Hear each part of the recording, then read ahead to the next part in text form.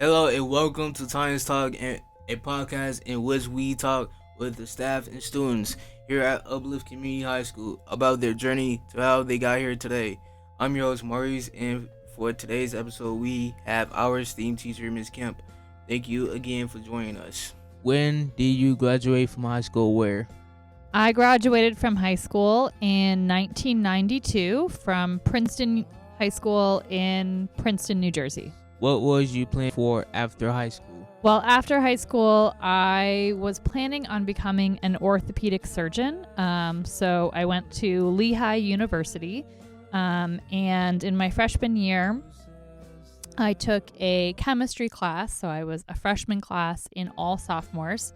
And the class was really, really hard. And I remember I called my mom crying, saying, "This work is too hard for me. I don't think I really want to be in school for the next 8 years to become a surgeon."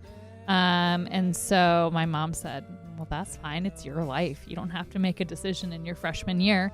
So I I kept my major as undeclared. And then I just took some classes that interested me. And then my sophomore year in college, I took a class called Introduction to Behavioral Neuroscience, which is like psychology and the brain. And I thought that was really interesting. So I decided to make that my major. And so then I took a lot of science classes, which were actually the exact same classes I would have had to have taken if I had wanted to be a surgeon. So in the end, I kind of stuck with science and ended up doing something very similar, but I didn't go to medical school, obviously. Are you doing what you thought you'd be doing after high school? So definitely not, because I thought I was going to be a doctor. But I am still in the sciences. I was a science teacher for 15 years, and when I graduated college with my degree, I wasn't really sure what I was going to do. So I decided to become a nanny for a year. So while I sort of figured out what I wanted to do, because I thought I maybe wanted to be an elementary school teacher, but then after working with young kids for a year, I decided that nope, young kids were not for me. So I spent kind of my 20s sort of working different jobs related to science, but nothing really was that exciting to me. And then when I was in my late 20s, I decided that I sort of started thinking about when was I really happy. And when I was really happy was when I was in high school learning science. So I decided, well, why don't I go back and become a high school science teacher?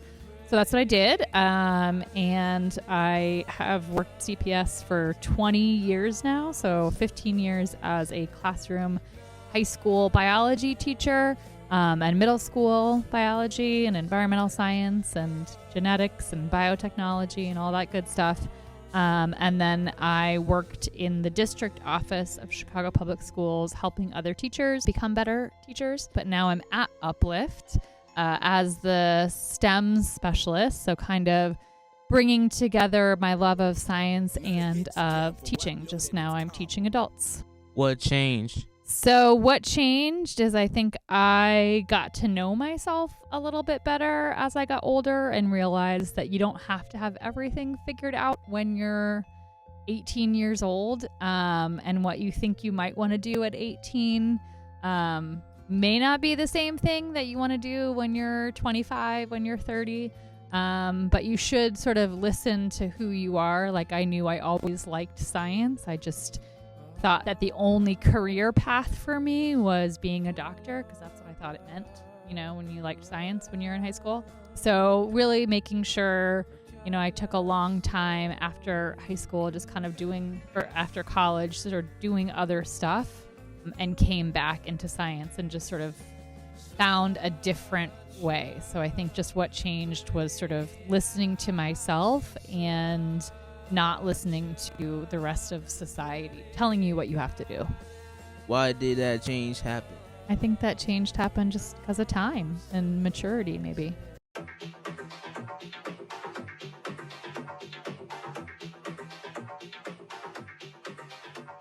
And that wraps up today's episode. Thank you, Ms. Kemp, again for joining us. Make sure to follow us on Instagram. Thank you for listening. And remember, Italians have pride, perseverance, respect, integrity, determination, and empathy.